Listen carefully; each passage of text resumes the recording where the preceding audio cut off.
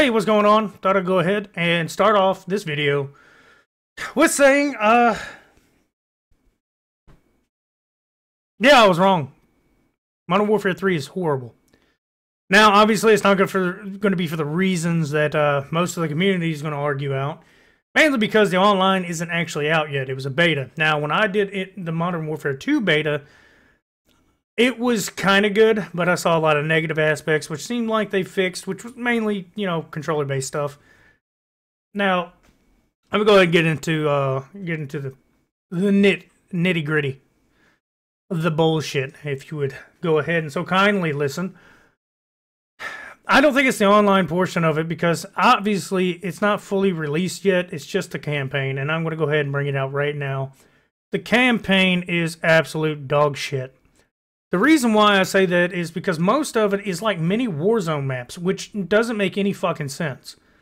And for all the people that are going to definitely be super dick righty on the negative aspects, saying, oh, well, I fucking told you so.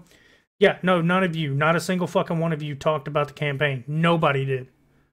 Okay, and if there was, I didn't see them, but hey, overall, overwhelmingly, a large majority of you assholes didn't talk about the campaign at all. In fact, you only exclusively talked about the online. So let me go ahead and add insult to injury and include the campaign into the dog shit system. Or the dog shit, essentially. The biggest problem that I saw is there's like no ending to it. It's just abrupt. It makes no sense that it stopped where it did. You know, a lot of the endings always have you have a nice little one-on-one with somebody. Now, there's going to be spoilers in this video. Don't know if you know that, but yeah, this is kind of a I hate it review. So go ahead and plug your ears or click on another video, go jerk off, whatever you do before you watch spoilers. Get you some post-nut clarity. Because I'm here to tell you I'm not going to rub out a good one for you. Because this is going to be dog shit. 100%. The start off is not as cool. The second one, the graphics were just perfect. I didn't even know it was it was gameplay in the beginning of it. In fact, it almost seems like you can definitely tell between video and gameplay. Huge difference. I mean, this was like back in the day, Battlefield difference. Like you knew Battlefield video and then Battlefield gameplay. You knew the difference. Call of Duty was a little bit... They usually try to get their cinematics to match their gameplay a little bit. Not in this one. Not at all. 2 did it. 2019 did it. The reason why it's so cut and dry, you can definitely tell where a lot of the money went, is because it's only been a year. Whatever it took them to make it, but it definitely was less time. And before everybody tries to argue it out, and the only reason why I'm defending anything in this is because I think everybody's mad for the wrong reasons. They're saying it's a DLC. It's not a DLC.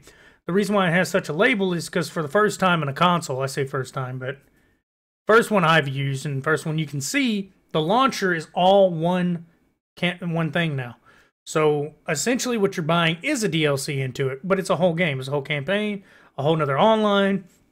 It's got the same launcher. That's why you can pick certain sections of the amount of space it takes up. So you can data manage it, because if you're not going to play Modern Warfare 1 or I'm sorry, Modern Warfare 2 campaign or the Modern Warfare 2 multiplayer and you only want it for 3, you can delete all that.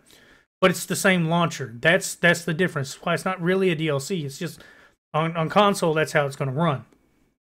Now that that's out of the way, and we're kind of on the same page, the campaign was absolute trash. So to start off, like I said, the intro, nothing like the original, nothing like 2, hell, nothing like 1. They were excellent, good starts. Halfway through, you had some good missions. I know it was kind of played out that you did the night vision goggle system where you're going through the house and you're dropping some people. But the overall, at least it played well, and it was actually really cool. That was the most realistic part of the game, where it looked the most real. Now to get into the worst of the worst. Like I said, most of these campaign missions were like Warzone. Like mini Warzone maps where you had attack map, you're looking at where to go. You had eyes in the sky on some of them. Some of them were cool.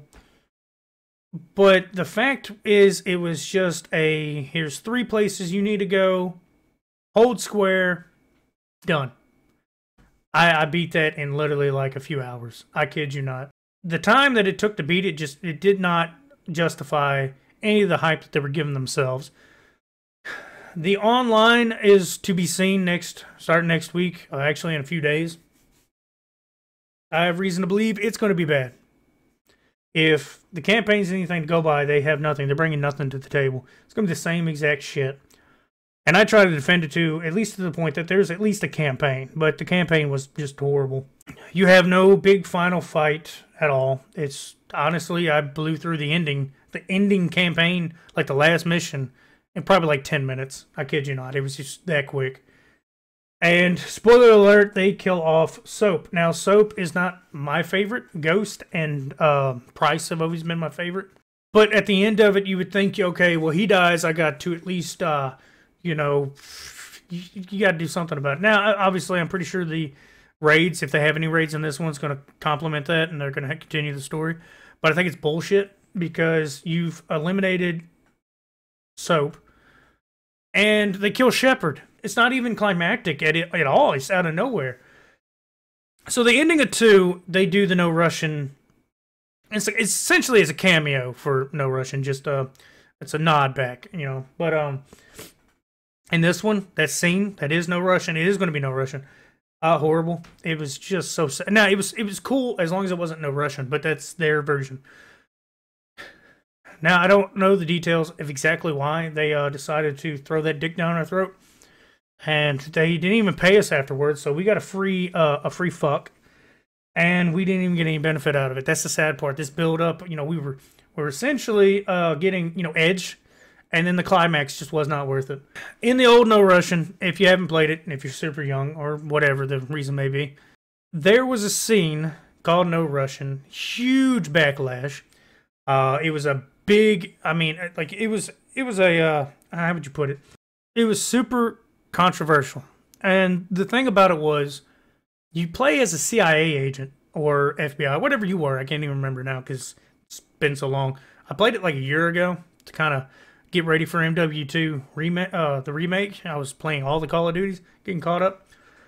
And basically you play as a undercover agent that's infiltrating the whatever Makarov's team was back then. Can't even remember. But anyway, you were infiltrating them, and what happened is you go to this this terminal, this airport. Go to the airport, and basically what he's saying is no Russian. Now, what that basically means is you're not speaking. You're not going to hint that it's Russian people. They want to start a war, and the way to start it is, you know, basically an attack. Now, a lot of the news outlets, stuff like that, didn't like it. It was basically a terrorist simulator is what they were trying to call it. So basically what happens is you got this LMG, and all of you do, you're going through, you're just, you know, dropping everybody that's in the terminal. So basically that's the whole mission. You're killing people, innocent people. Not a lot of games let you be the bad guy like that, and that's basically what you're doing. You're trying to really sneak in and to be the bad guy. You got to, essentially what they're looking at is you kill a lot of innocent people to save a lot more innocent people. That whole kill one, save 1,000, you know, idea. But to show that Makarov's always, you know, 20 steps ahead and super genius, he knew it and used him for this just so he can use an American. Kills him, drops him, leaves him for evidence. There you go. That's the whole premise. On this one, the premise is still kind of there. They don't want to speak Russian. They want everybody to think that they are Farah's crew, so they're speaking a Middle Eastern accent. So what they do is they set her up to be a terrorist. They kidnap her into the back, and then she overtakes the plane. Essentially, they kill a whole load of them in one section of the plane, and then they add her with all this equipment to be a terrorist. So everybody can record it with the phones, and once the plane goes down, boom. No Russian. All over again. They got a patsy, and they did their mission. Well, that's the problem with this one, is it doesn't hit the same. I mean, it's still pretty crazy, but see, while the first one did what it was supposed to do, this one does not. It seems like Makarov is completely incompetent. Most of the stuff he's just leaving to chance. While in the other one, he makes sure he's there. He does the action, he gets everything there, and he makes sure it's completed. In this one, none of that's completed. The Farah and all them go in and they try to steal all the evidence and destroy the black box that's on the airplane. They destroy all the evidence that he fabricated, and it makes it, so they don't look like they did it. Which I thought was just drawn out. Most of the time when they succeed, you are to try to counter them. They're not countering, they're just completely taken away from the fact that he's a genius. That's what they're taking from this. Most of the time, every single mission was just, he has this plan, you know the entire plan, and you completely stop the plan. See, the old Makarov, you find out he had a different plan from the original plan. He's just that badass. The ending was horrible. You're disarming some bombs because he had a plan, and then you completely destroy the plan, and he's like, oh, I'm going to kill you, and then he kills Soap instead, and then a whole bunch of people come in, and they disarm the bomb. End the game. And then the cutscene.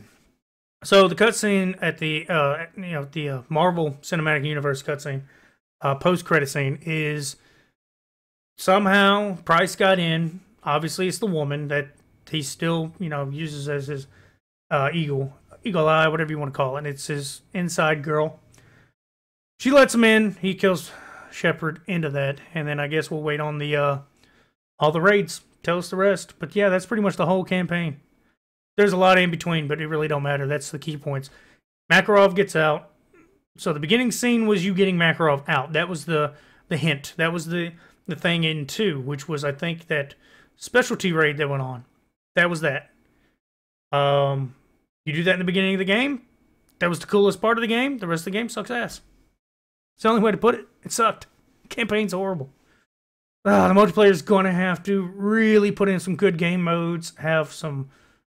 they're going to have a good balance between, movement and casual. If they don't have that mixed, they need to take away because they got ranked. Ranked should be the thing that they bring out day one, and it should be held up to the standard of this is where you go. This is what ranked is. Instead of skill-based matchmaking, that should be gone. That's what rank's for. Casuals like me, my buddies, let us have the regular game. Just, especially come Christmas time. Dude, Christmas is the time that we casuals just go wipe the floor with these snotty-nosed kids. They just got it for Christmas. They're a month behind. We've been grinding. We got our level, first prestige, maybe second. And they're coming in 1 to 5 levels. And we're just smoking them. Really making them, want to get better. Of course, that's not going to happen. They're going to have skill-based, and they're all going to get matched with their own people. But anyway, yeah, I've kind of rambled on long enough. I want to make sure that I stay on topic as much as possible. The campaign itself is like a 5 out of 10, only because the graphics were okay. The worst part about the graphic part is like the cinematics were so good, and then you go straight to gameplay, it wasn't as good, while the other two really did good to bridge that.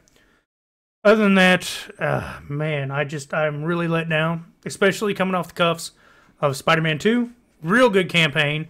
I mean, I liked it from beginning to end. It was pretty good. A few little nitpicks here and there, but I mean, that was a solid 8.5, 9 out of 10 overall. I say actually the story itself was pretty much a 9.5 out of 10. But yeah, I'm not a professional guy, so don't take my word as gospel. But if you want to buy it, play it, do whatever, I wouldn't recommend it. But yeah, that's about all I got to say. Y'all have a good one.